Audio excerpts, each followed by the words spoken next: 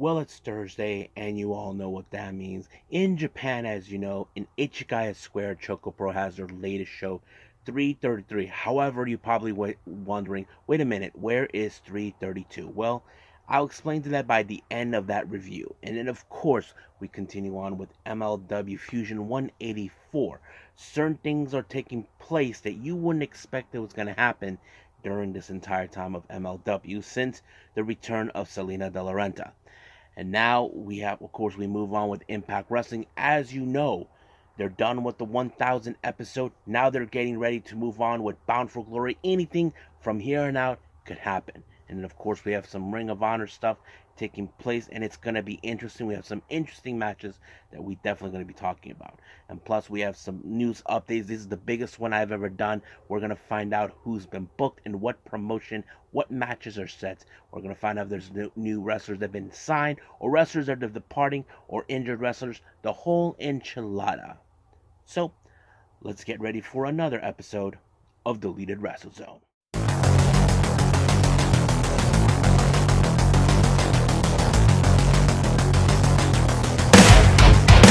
Are you ready?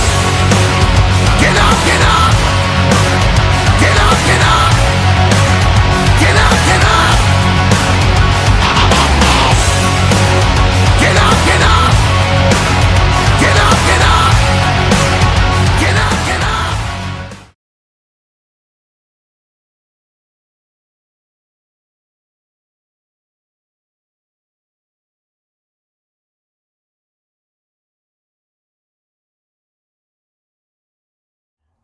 Welcome everybody to Deleted Wrestle Zone, all things that is pro wrestling with AEW, NXT, New Japan Pro Wrestling, Impact Wrestling, the National Wrestling Alliance, various promotions, wrestlers, matches, and championships. I am your host, Jared here. So, if you are new to the channel, welcome. This is a channel where we do a lot of daily reviews on pro wrestling shows, not only here in the United States, but also in Japan, Mexico, Canada, Europe, the UK, anywhere in the world, especially where countries you don't think wrestling is big, but is growing. We also do some DWZ discussions, some news updates, news update alerts, Unagi Saka, various other things on this channel. So if you like what you see, please subscribe to us. We'll be doing a lot of daily reviews and, of course, some of the other videos as well. And, of course, if you like this episode, please click like on the like button or leave us a nice comment down below. So let's begin with our very first review. We head to Ichigaya Square with ChocoPro with only 2 matches for number 333. So let's get started. Now, our first match, we have Sayaka Obihiro and Balinaki taking on Sayaka and Shin Suzuki. Now, I noticed that this match was a very interesting one because recently, when Balinaki was the Super Asia champion not too long ago, Shin Suzuki has made it his mission that he wants to become champion. But however, he was unsuccessful to do that with Balinaki.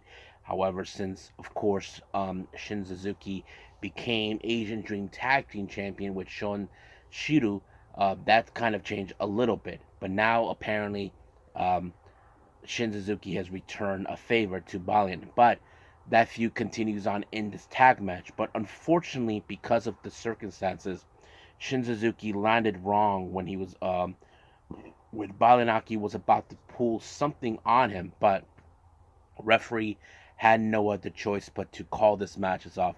We're just hoping that he's okay. I mean, look, you probably would think there's no way wrestlers will get themselves injured in this environment in ChocoPro. I mean, you're in a small venue with just a mat. I mean, yes, we won't expect that type of situation taking place, but it did. But unfortunately, sadly, it just did. Haven't heard anything else yet. I'm wondering if anybody such as Balian or Mei Sugar on their social media put up. But we'll find out how things progress until then. Now, our next match, we have an interesting 6-person tag match. Team number 1, Dr. Gore, straight up from Thailand. He teams up with Chiko Shikawa and Hagane Shino, also better known as Egg Tarts. They take on Mei Shiruga, Masahiro Takanashi, and of course, all the way from DDT Pro Wrestling, Harashima. I thought this match was pretty fun and good. However, the one thing that's funny is Dr. Gore, who is a doctor, is telling all his patients that they're sick, that they're on all this procedures that he was doing. But unfortunately, it was, of course, Harashima with a running Meteora onto what's his name, onto Dr. Gore to pick up the win. Now, for our jogging tournament, this was a very interesting one. Meishuga did not make it all the way through. Neither did Masa or Sayaka. But however, the one person I think it's been a while from ever winning the jogging tournament was none other than Balinaki. So very surprising, but we'll see how that goes. Now, before I proceed any further, some of you are saying we're in 333. What about 332? Well, apparently that was already been taped. It hasn't been uploaded yet on YouTube just yet. It will be uploaded. You see, today is in fact uh, September 28th, so it will be released on the 29th. This video will be uploaded around that time, so it will happen around 6 p.m. local time here in the Pacific. So I don't know what's the significance of why they skipped it, but we will review that one soon enough. But I think that's pretty much it. So let's move on with MLW Fuion.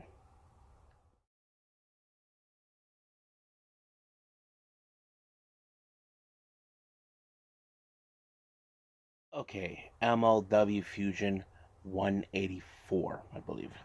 Yes, 184. Apparently, in the opening of the show, it just has Salina De La Renta saying that she has a special surprise for everybody, something that she's been wanting. So let's talk about that right now because I feel I don't want to wait. And apparently, she booked a match which is going to be a very interesting one. We have MLW versus CMLL. So it becomes a very interesting match between two companies. Um, I was like so surprised about that. But however, it's going to be Rocky Romero, who is the NWA historic welterweight champion. He takes on Akira, so that's going to be a very interesting. But no, Selena De La Renta did not make this clear that this is going to be a belt versus belt. I don't think it was sanctioned, but I think they sanctioned just the match itself. So that's going to be interesting to see. Now our opening match, we have Zeta Steele. I don't know who much about her. Takes on Tiara James. Now Tiara James, I have seen her on a couple occasions. I have to say she is one of those girls we definitely gotta pay attention in MLW since she's been appearing more.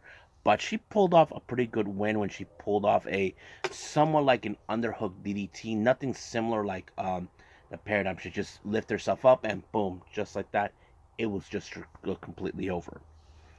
Now, Jimmy Lloyd, as you know, he's preparing to for his main event against Akira. Mance Warner, who has been on his side, tells that he needs a beer, but he doesn't drink that much. But it's okay. He's always up for kicking ass. That's always been Jimmy Lloyd's shtick. But we'll see what happens to them.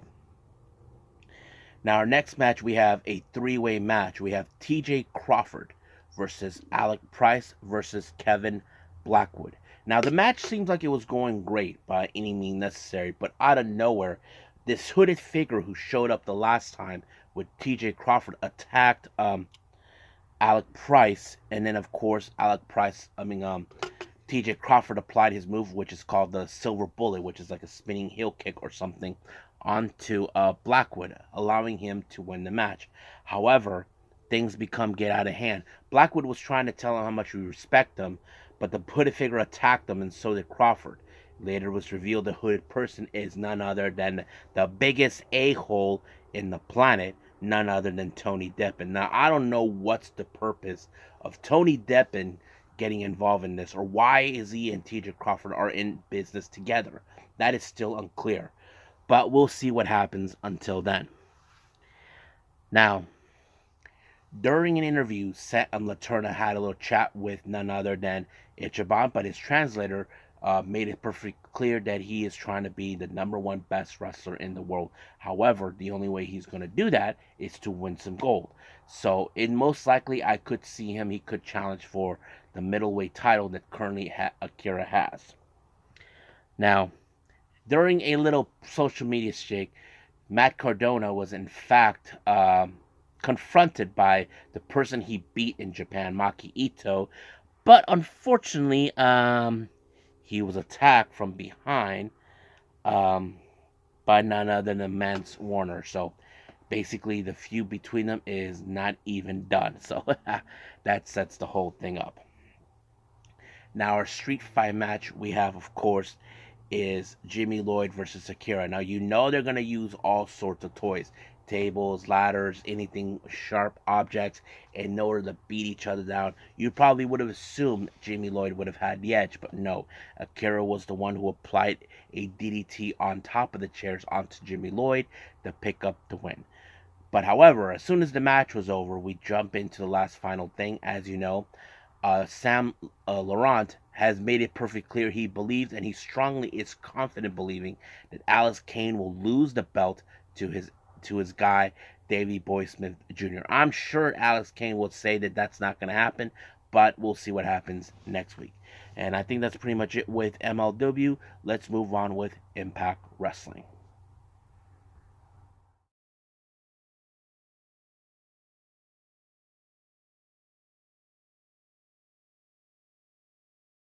Okay, Impact Wrestling. We jump in with our opening match, which is a title match. It's for the X Division champion. As you know, the Ultimate X winner, Alec Angels, in fact, cashes in and faces off against the 10-time X Division champion, Chris Sabian. So I have to say this was going to be a very interesting match. But however, I had a feeling that there was going to be some sort of thing where Alan Angels will try to cut corners, which he did because he low blowed what's his name, Sabin, but the ref did not see it. But unfortunately, it did not do any good for him because Chris Sabin, on the other hand, applied the cradle shock onto Alan Angels, and 1, 2, 3, it was done. However, in post match, apparently his next match for the X Division title has been decided. It was revealed that his next title match will be in Bound for Glory, and he's going to be facing against Kenta. So that's going to be interesting to see, and I'm sure everybody are looking forward to that. So I'm very excited. I hope everybody can see that one. Now, Gia Miller conducts an interview with Alex Shelley. As you know, Alex Shelley is the current Impact Wrestling World Champion. However, he made it clear now that it's official between him and Alexander in Bound for Glory. But however, keep in mind, Josh Alexander has never lost the title, but now he's determined to reclaim what's rightfully his. But of course, Alex Shelley, knowing him, he's not going to let someone try to claim that's something that, it now belongs to him. So we'll see what happens when we get to Bound for Glory. Now, Rhino ended up in a match with a guy named Jack Price. You can say it's a squash match because, he gored him regardless.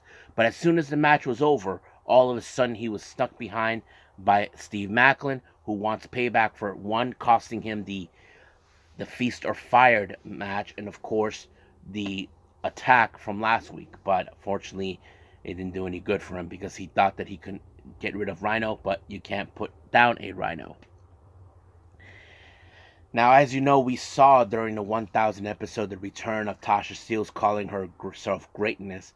Apparently, it seems now that she have an alliance with none other than Deonna Purrazzo. I wouldn't be surprised if those two decide to gun for the Knockouts tag team titles, which MK Ultra has it. So we'll see what happens until that day comes. Now, Eddie Edwards and Alicia were not too thrilled or happy at the 1000 episode, losing to Tracy Brooks and Frankie Kazarian. So Frankie Kazarian proposed one last match that ended once and for all. So we'll see what happens till then. They haven't said if it's going to happen during an Impact Wrestling show or during a pay-per-view. We will find out soon enough. Now, as you know, for the Feast or Fire, Yuya Uemura has been fired. Joe Hendricks and Yuya Uemura were about to do their last thing together until they were interrupted by the Rascals, who felt, we don't need to hear this crap, so bye-bye. However, the director of Authority, who was sick, who did not like what these guys were doing, so he decided that he's going to put the Rascals in the match against Joya. However, the Rascals were misinformed.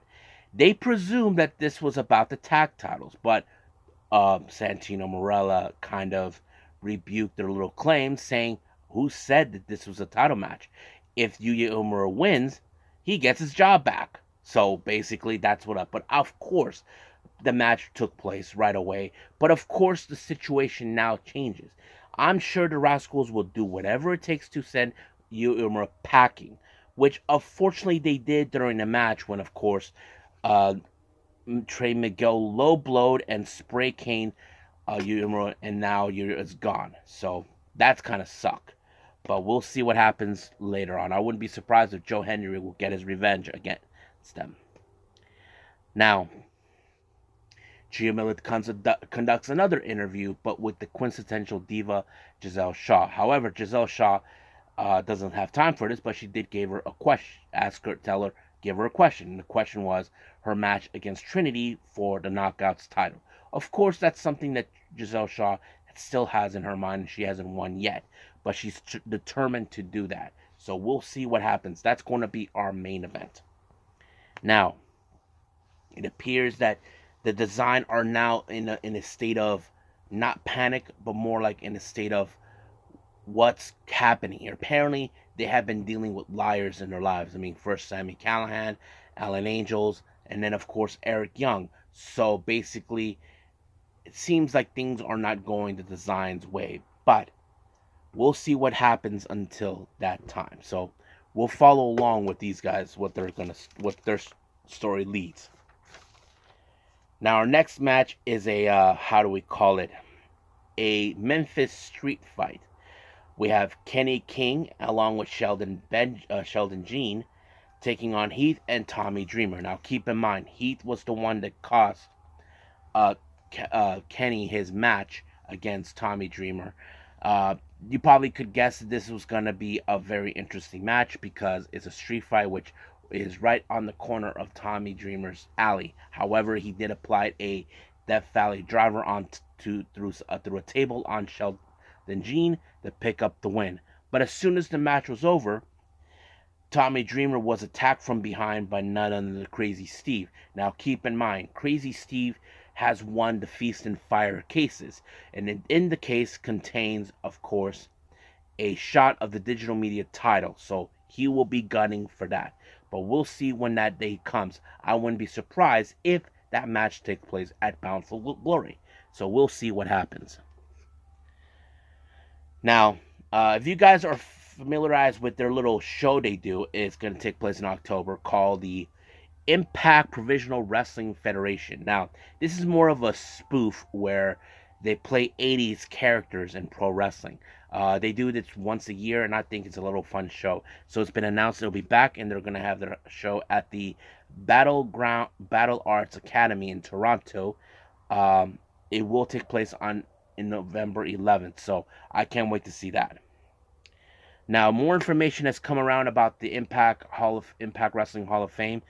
As you know, Tracy Brooks has been inducted, and of course, the person who's going to induct her is none other than our first inaugural Knockouts champion, Gail Kim. Now, you probably ask, why Gail Kim? Simple.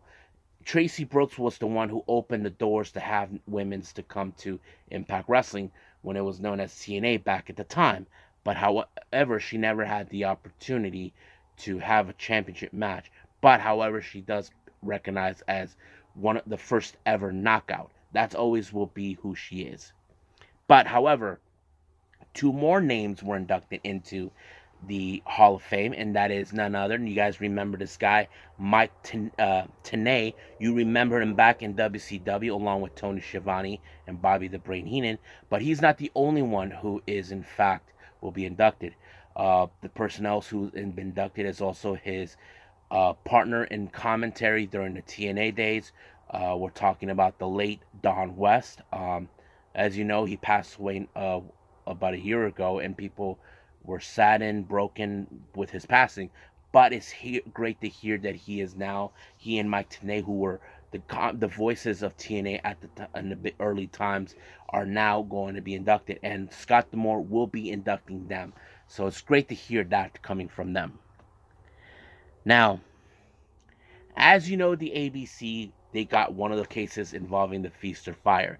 And their case contains tag team titles. So they're telling the Rascals that they have no more excuses. However, John Skyler is trying to do whatever it takes to stop them. But however, he has nobody by his side, especially since, of course, Jason Hodge is out on maternity. So he tells them to find. So they tell, let's deal with this.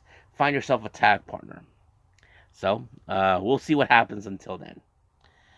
Now, our next match, we have Jonathan Gresham versus Mike Bailey. You probably thought this was going to be an instant clean match. However, that wasn't the case. Apparently, Jonathan Gresham decided that he was going to cut corners by holding on the tights of Mike Bailey to pick up the win. I don't know what is up with them, but I think it looks like when people try to play dirty with Jonathan Gresham, it really got into him already. So, really, really disappointing.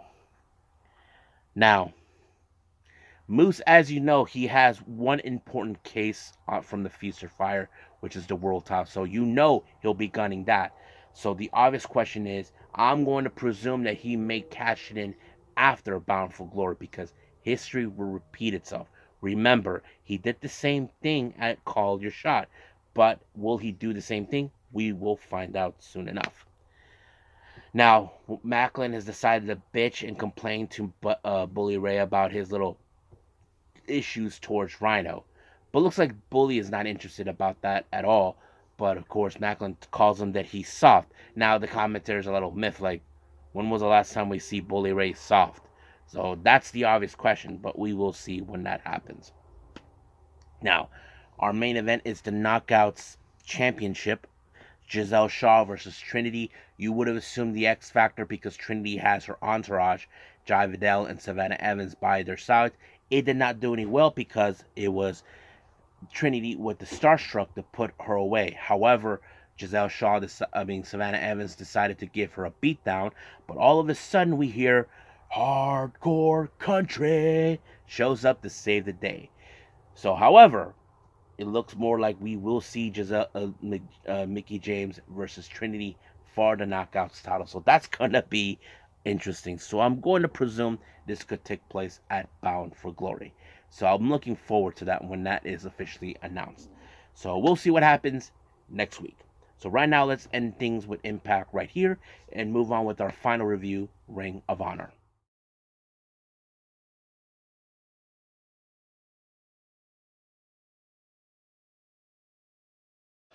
All right, our final review, Ring of Honor.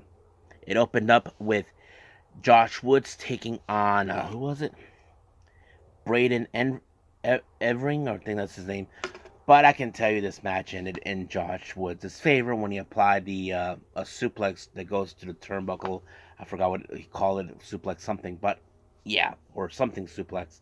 Just ended like that. Now, Lexi Neer conducts an interview with none other than Prince Nana along with the Mogul Embassy. Now, keep in mind, the Mogul Embassy are not in a good mood since losing the ROH World Six-Man Tag Champions. However, Nana, with his little exaggeration, things and that, he's not going to let this down. He's saying, you got the Gates of Agony, two of the best tag teams. We haven't seen them win the tag titles. I mean, they are potentially, and of course, you got Brian Cage. So we'll see what they're going to throw in. We do know they will be on separate matches. Now, our next match, we have Tony Nese versus Scorpio Sky. I have to say, this is one of those matches where you see Tony Nese has been put to the limit. But however, Scorpio Sky, we know he's been injured before. I felt like he did a pretty good job in some capacity until he applied the TKO onto Tony Nese to pick up a good win.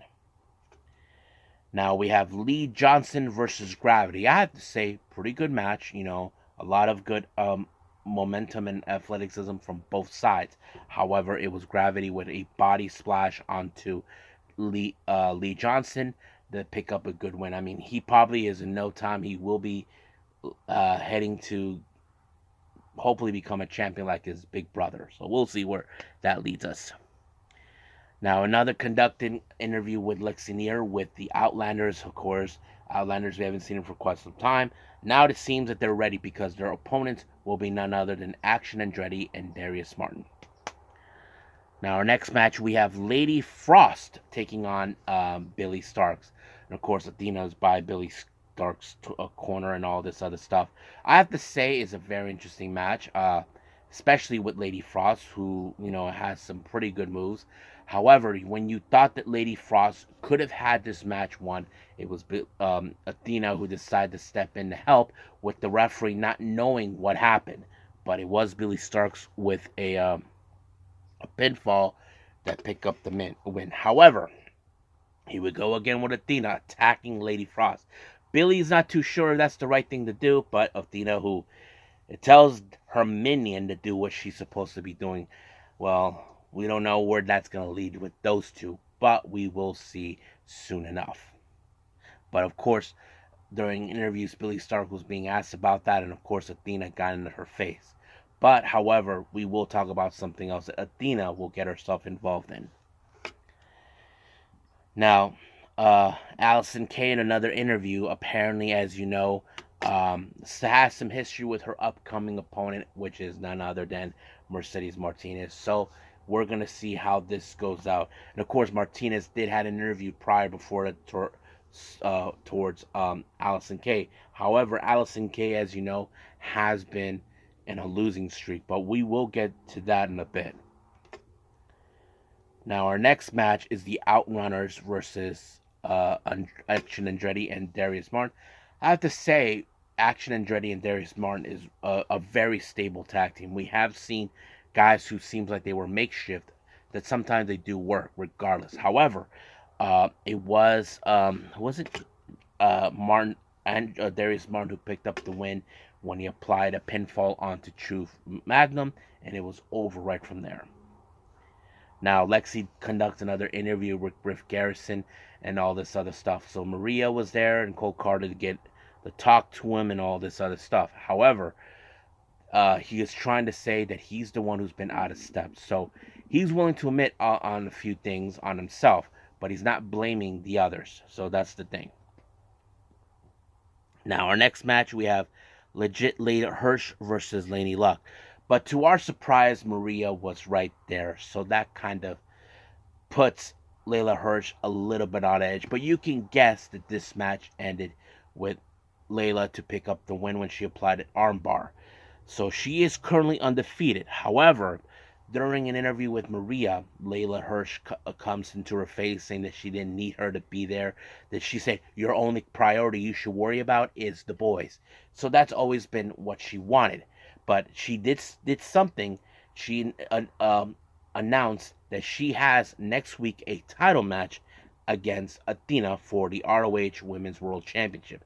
Now, Maria doesn't think that she's going to win that match, but Layla Hirsch is confident enough to believe she will walk out. But we will see what happens until then. Now, our next match, we have Shane Taylor taking on Jimmy Jacobs. Now, Jimmy Jacobs, I have to say, he did pull up a pretty good, way to deal with Shane Taylor. But however, that wasn't enough. Shane Taylor applied one of his drivers to pick up the win. So that's pretty interesting to go. Now we have the boys in Dalton Castle taking on Ren Jones, Trenton Tormenta, and Xavier Walker. But you can guess that this match ended with Dalton Castle applying the batarang onto Walker, and it was over right from there. Our next match, we have Cole Carter and Griff Garrison, along with Maria, taking on the infantry, Carly Bravo and Captain Sean Dean, along with Trish Adora being by their side. However, of course, Maria was going to get involved in some point, but Trish Adora got in her face. But apparently, out of nowhere, Cole Carter applied a roll-up onto Carly Bravo, but he used the ropes for leverage to ensure to pick up the win. I don't think Griff Garrison saw that, but he may have some suspicions about that. But we will see what happens next week. Now, Lexinier conducts another interview with Ethan Page. Now, Ethan Page has been on a roll since arriving in Ring of Honor. So, as you know, he is so far undefeated. However, Rohit Raju got into his face, so he decided, you know what, you'll be my next guy. So we'll get to that in a bit. Now, our next match we have, of course, is Mercedes Martinez versus Allison Kay, two wrestlers that are familiarized with each other. However, you probably would have guessed that Diamante would have done everything in her power to get involved to ensure Mercedes win, which, of course, it did get involved, and, of course, Martinez won by pinfall onto Allison Kay. So we'll see what happens until then. Our next match we do have, of course, is the Iron Savages versus the Gates of Agony. This was going to be a pretty good like hoss fight or brawl or powerhouses type, but however, it was the Gates of Agony with the opened the gates onto Bronson, and it was a pinfall by Tail Leona to pick up the win, just like that. Now our next match we have Ethan Page versus Rohit Raju. Now, Rohit Raju is familiarized with Ethan Page, so the obvious thing is that, of course, Ethan Page was going to apply the Ego's Edge. But, however, that did not work in this case. But he was able to apply a somewhat of a cutter onto him when he, in fact, did not see that one coming. But it did pick up, so he is still undefeated. I'm sure we will see him compete for a championship run, but we will see when that day comes. Now, our next match, we have our main event, Brian Cage versus Metalik. I thought this match was pretty good. I mean, Metalik is a very capable wrestler, but however, you have Brian Cage. Not only he's strong, but he's agile for a guy of his size. But it did not. But however, Brian Cage did walk out with the win with the drill claw. So Prince Nana, as you know, was not concerned over the fact that yes, we lost the six-man world, the ROH six-man tag team titles. However, that does not stop the Gates of Agony or Brian Cage individually for what they do. I think that's pretty much it, what we have for Ring of Honor. So let's move on with news updates.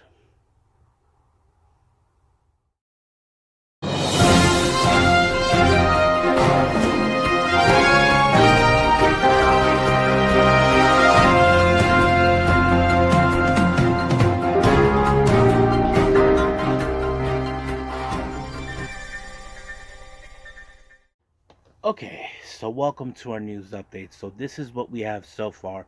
What's been happening in the world pro wrestling? Now, GCW updates. So we have plenty to talk about. For the Fight Club Night 1 that will take place in Atlantic City on October 7th, it was announced that Tony Deppen will be in action to take on Alec Price. Now, for their Japanese shows that they have, the World on GCW that will take place on the 12th of October in Korakuen Hall in Tokyo, it was announced that Rina Yamashita will be in action to take on Masha Slaughter. That's going to be one ball-buster match for me. Now, when they return to LA on the 14th of August in LA for the Blood on the Hills 2, Jimmy Lloyd will be in action to take on Steph DeLanders.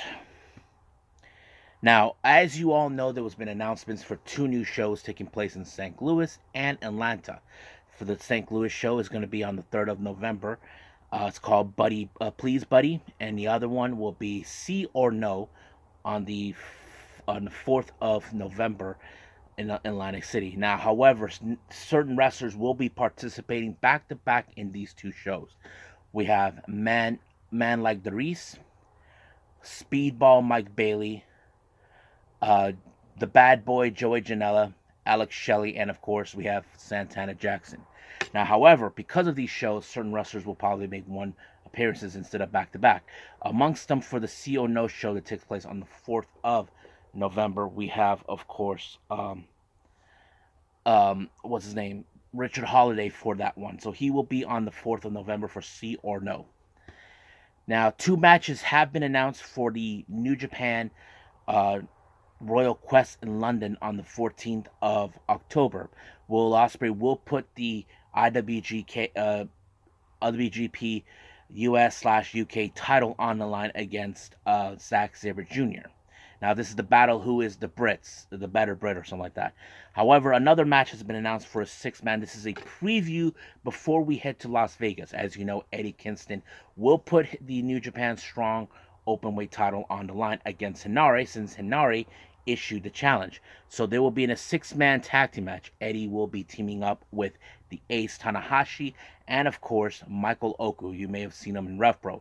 But as for Hinari, he'll be teaming up with his brethren in the United Empire with Jeff Cobb and TJP.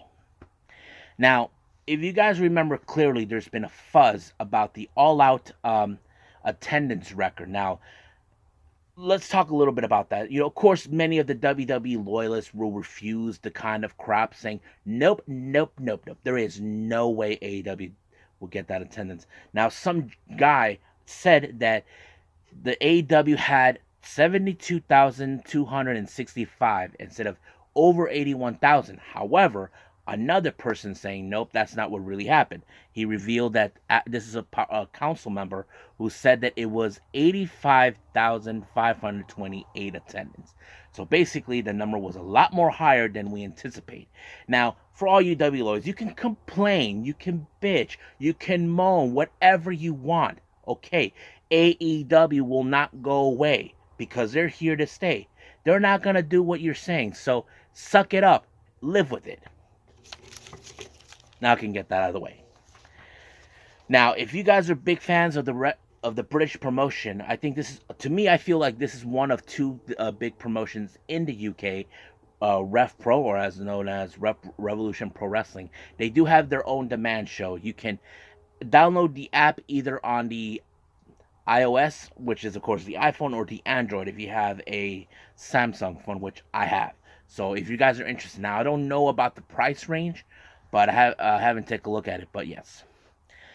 Now, two things come out from DDT Pro Wrestling. Now, as you guys may have heard, there's more concerns over the situation with Chris Brooks' injury. Now, if you keep in mind, he injured his shoulder not too long ago. So he's basically, they're saying that it's not to interfere right now, but they're telling him to take a break for the time being until his next big match. So, which is obvious he's going to do. However, another thing is situation during a Korakuen Hall show on the 22nd of October, Saki Akai will team up with Sendai's Chihiro Hashimoto against Eruption, which is Hideki Okatani and Yukio Sakaguchi. So that's going to be a good, like, men's versus women's type of match. As you know, Impact Wrestling will be doing an Invasion tour in the UK in next month in October. They announced that Trinity, our current Knockouts World Champion, will be involved in that particular tour. Now, Fightful Selects reports, because of what happened during the Grand Slam, referee Rick Knox is getting a lot of heated from fans because they're saying that he botched up what happened in the during the Rey Fenix versus Jon Moxley match. Now, keep in mind, the reason he stopped it is because we were expecting for, of course, Jon Moxley to kick out, but unfortunately that did not happen. But it bounds to happen. We've seen this before, where we presume the referee, like, they already knew who was going to win, but however, it did not go in that way. So I kind of feel bad for Knox for getting heated, but people should understand that. Now, as you know, in the previous news updates on a previous episode, Sami Callihan has announced that he will be a free agent, and he is saying he is now accepting bookings. So, where we're going to see him, I don't know. I'm excited for that. Kitsune Women's Wrestling, for their Gong show on the 22nd of October in LA, announced that Billy Stark and Risa Sera will be facing off each other. That's going to be one hell of a match. Now, another match was announced for the House of Glory for Friday the 13th, which is October 13th. We have Layla Gray taking on Kiki Von Go. I don't know how you pronounce that name, but yes. Spark Yoshi Perusa announced for the Rising Heat East show on the 14th of October. Ram Kaicho will be in action to take on Zaya Brookside. I just hope she doesn't, flip her off. But we'll see. Now, here's some of the serious things they're taking on. PW Insider has confirmed that Impact Wrestling are current, since the releases that took place back on September 21st. Impact Wrestling seems that they're interested in having Matt Riddle Dolph Ziggler and Mustafa Ali. Now, I know some of you are saying that these guys probably would end up with AW, but we'll see what AW can offer them. That's the thing we gotta wait and see. I'm not surprised that Impact Wrestling would want these guys, but we'll see where their future lies ahead for them. Now, in relation to Mustafa Ali, this was reported by Fightful Select. It appears that some of the higher ups in WWE were not happy with the idea of Mustafa Ali being released. This was a total shock. They say they had plans for him throughout 2024. I mean, I get it. If you guys had plans, it sucks, but it is what it is. There's nothing they can do about it.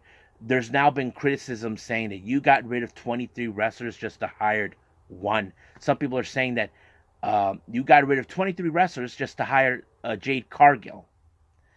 They're going on that, but I have to say that's a load of horseshit. But we know there's some specific reasons why they wanted Jade Cargill, but we'll see. We'll get to that point at another time. But for right now, I think we're done with our news updates, so let's just call it a day.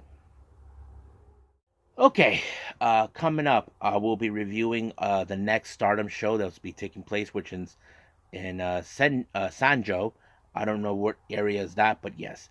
But as we speak, we do have the New Blood show taking place. We do have the Future Belt on the line, and the New Blood tag team titles are on the line. We do have a Passion Injection match, and of course, a Kozen assessment match between Tam Nakano and Yuna Mizumori. Now, I'm not sure if I'll be able to see it. I probably will know the results, but I need to see the entirety of the entire show. But we do have, of course, coming up the AEW Rampage and NXT Level Up. I will try to keep this only minimum to 3 at the point because the following day I'll be going to my regular day job in the morning. So we'll see where that leads us. But at the moment, we'll just leave it as it is. But for now, I will see you guys in the next DWZ time. Same DWZ channel. I must bid all of you adieu. So, goodbye. Mwah. And have a nice day. Bang.